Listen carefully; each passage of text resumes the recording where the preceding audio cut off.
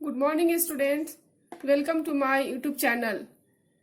Today's my subject is engineering mechanics and my topic is center of gravity and centroid. So, what is center of gravity? Since long, we know that every particle of a body is attracted by the earth towards its center.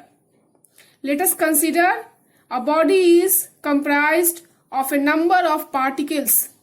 Each particle is attracted by force due to gravity of earth. Since the size of the body is very small in comparison to the earth, therefore these forces may be taken to act along parallel lines so that a point may be found out in a body through which the resultant of all such parallel forces act. The resultant of all these parallel forces acts at a point which is known as center of gravity.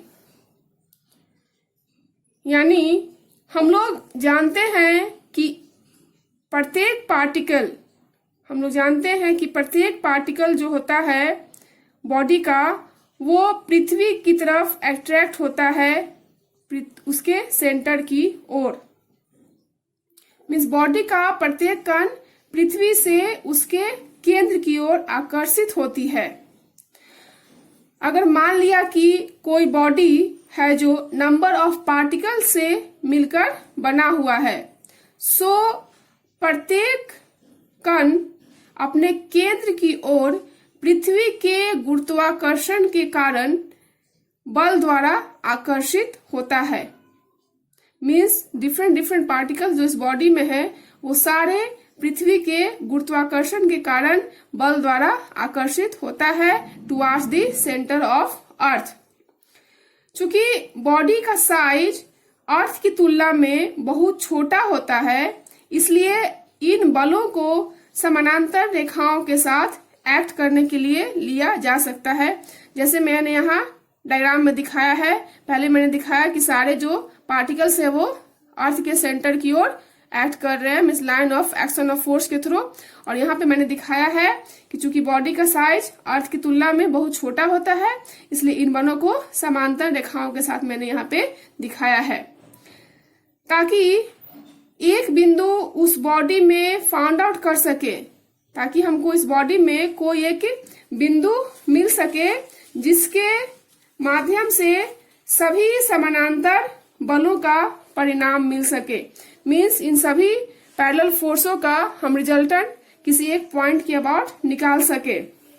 So the resultant of all these parallel forces act at a point which is known as centre of gravity. जैसा कि मैंने यहाँ पे example से समझाया है कि consider a body of weight W। मान लिया कि बॉडी है जिसका कि वेट क्या है, W है, which is made of number of particles having weights W1, W2, W3, W4। मान लिया कि जो बॉडी है वो नंबर ऑफ पार्टिकल से मिलकर बना है जिसका कि वेट क्या है, W1, W2, W3, W4 etc।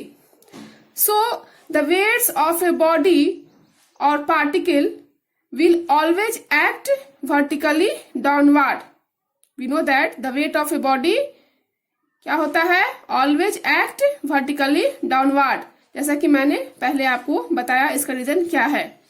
Hence the wait of the particle shown in figure form a parallel force system, जिससे कि जो पूरा फोर्स सिस्टम जो है वो पैरेलल फोर्स सिस्टम में कन्वर्ट हो जाता है, जिसका रिजल्टेंट क्या होगा, नेट रिजल्टेंट जो होगा वो क्या होगा, W equal to W1 plus W2 plus W3 plus W4 etc। So यहाँ पे हमको एक G पॉइंट मिला जिसके थ्रू मेरा रिजल्टेंट जो है डाउनवर्ड्स की ओर एक्ट कर रहा है, और ये जो G पॉइंट है उसी को हम लोग क्या बोलेंगे, सेंटर ऑफ ग्रेविटी बोलेंगे।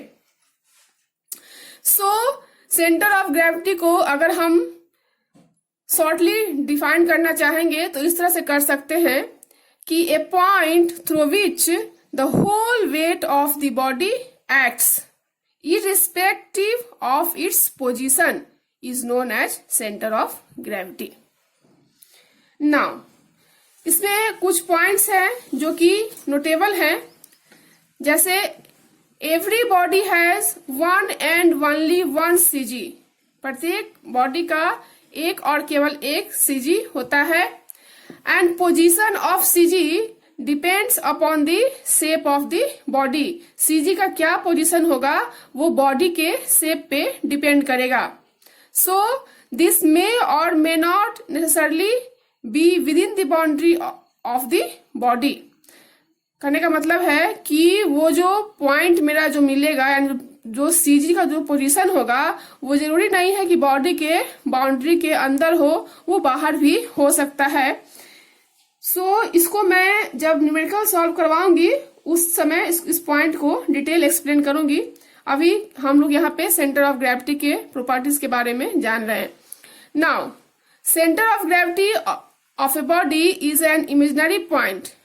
सेंटर ऑफ ग्रेविटी का बॉडी का जो है वो एक इमेजिनरी पॉइंट है जो कि बॉडी के अंदर भी लाई कर सकता है और बॉडी के बाहर भी लाई कर सकता है। And centre of gravity of a body is independent of the position of the body. That means the CG of a body does not change if its position is change. अगर उस particle का position change करेगा तो CG जो body का है वो change नहीं करेगा, क्योंकि वो पोजीशन पे डिपेंड नहीं करता है। नाउ, यहाँ पे एक क्वेश्चन एराइज हो रहा होगा कि क्या सीजी और सेंटर ऑफ मास को हम बोलते हैं, दोनों एक ही है, और क्या सीजी को हम सेंटर ऑफ मास भी कह सकते हैं? So friends, centre of mass का जो डिफिनेशन है उसके according centre of mass is the point where the entire mass of the body is assume to be concentrated. Centre of mass एक ऐसा पॉइंट है जहां पे बॉडी का पूरा मास जो है वो वहां पे कंसंट्रेटेड हम लोग को मानते हैं। जिस पॉइंट पे बॉडी का सारा मास को कंसंट्रेटेड मानते हैं उसको हम लोग क्या बोलते हैं? सेंटर ऑफ मास बोलते हैं। मीन्स जहां पे वो सारा मास क्या हो, केंद्रित हो, उसको हम लोग क्या बोलेंगे? सेंटर ऑफ मास बोलेंगे। So because centre of mass is the point where the entire mass of the body is assume to be concentrated. इसको समझने के लिए हम यहाँ पे एक एग्जाम्पल से समझ रहे हैं इसको। The weight of a body क्या होता है? वेट ऑफ बॉडी क्या होता है? Product of its mass and gravitational acceleration. Body का जो वेट होता है मास और ग्रेविटेशनल एक्सेलरेशन के गुना के बराबर होता है। That is weight is equal to m into g होता है, जहां पे w क्या है? Weight of the body, m क्या है? Mass of the body, and g क्या होता है? Gravitational acceleration.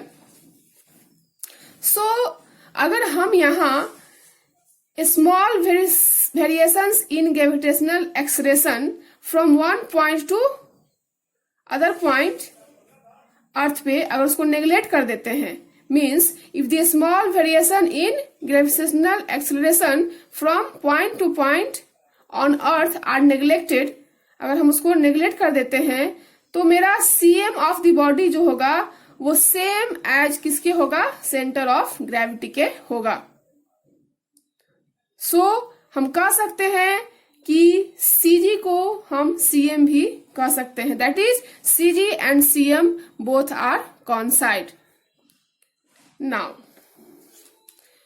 यहाँ पे मैंने सेंटर ऑफ ग्रेविटी को उसके एग्जाम्पल के साथ डिस्क्राइब किया, एंड सेंटर ऑफ ग्रेविटी को सेंटर ऑफ मास कह सकते हैं कि नहीं ये भी मैंने एक्सप्लेन किया। अब मैं आपको बता रही हूं कि सेंट्रॉइड क्या होता है। सेंट्रॉइड को हम लोग सेंटर ऑफ एरिया भी बोलते हैं। सेंट्रॉइड को हम लोग सेंटर ऑफ एरिया भी बोलते हैं। एक्चुअली जितने भी प्लेन फिगर्स हैं such as rectangle, parallelogram, triangle, polygon, quadrilateral, circle, line, sphere etc, उसका केवल लेंथ, एरिया एंड वॉल्यूम होता है, बट नो मास और वेट। उसका कोई मास और वेट नहीं होता है। So the point where the entire length, area or volume is assumed to be concentrated is called the centroid.